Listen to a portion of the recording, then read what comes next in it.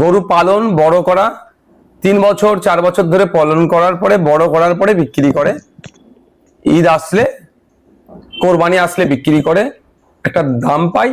এমনও ঘটনা আছে গরুগুলোকে বিক্রি করার পরে মেয়ের বিবাহ বা বাড়ি তৈরি করে 1.5 লাখ 2 লাখ টাকা তো অনেক গরু বিক্রি করে, সেখানে আজকে তারা আতঙ্কের মধ্যে আছে। কারণ কি, সরকার এখন যে আইনটাকে ক্যারি ফরওয়ার্ড করছে, বিরোধী আইন এটা 1950-এর, তারপরে 2018 একটা মামলা ছিল, 2018 থেকে 2026 কেউ সেটাকে সেভাবে কর্ণপাত করেনি। ফলে সাধারণ যারা ইসলাম ধর্মের অনুসারী যারা, তারা একটা জিনিস তারা মাথায় রাখছে যে কুরবানি দিতে গিয়ে উভয় সম্প্রদায়ের মধ্যে কেন বিশৃঙ্খলা তৈরি হবে, কুরবানি দিতে গিয়ে কেন আমি ক্ষতিগ্রস্ত হব, কেন আইনের শিকার হব। সেজন্য তারা এ থেকে দূরে সরে আছে যে গরুকে কুরবানি দেব না, গরুর পরিবর্তে যেগুলো আছে সেগুলো দেব। এখানে আর্থিক বিপর্যয়ের সম্মুখীন হতে হচ্ছে সাধারণ মানুষকে, আর সাধারণ মানুষের মধ্যে হিন্দু সমাজের গরিব সংখ্যাটাই সব থেকে বেশি যারা গোপালন করে।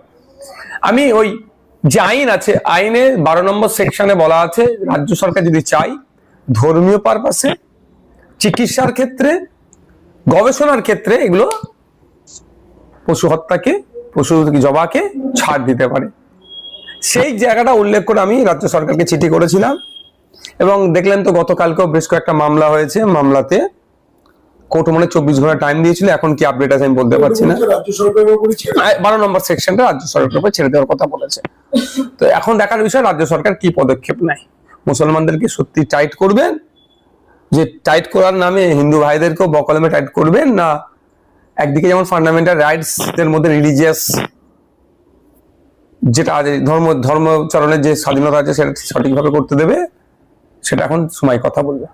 পাশাপাশি মুখ্যমন্ত্রী শুভেন্দু অধিকারী পরিষ্কার বলেছে যে সমাজ মাধ্যমে মুখ খোলা যাবে না, বা যারা সরকারি চাকরি করছে তারা কোনো অসুবিধার বাইরে কথাটা বলতে পারবে না।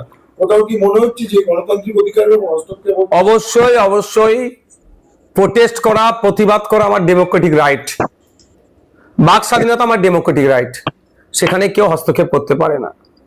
এখন দেখছি বিগত সরকারের যে জুতো পরে, মানে সেই জুতোতে এই নতুন সরকার পা গলাচ্ছে।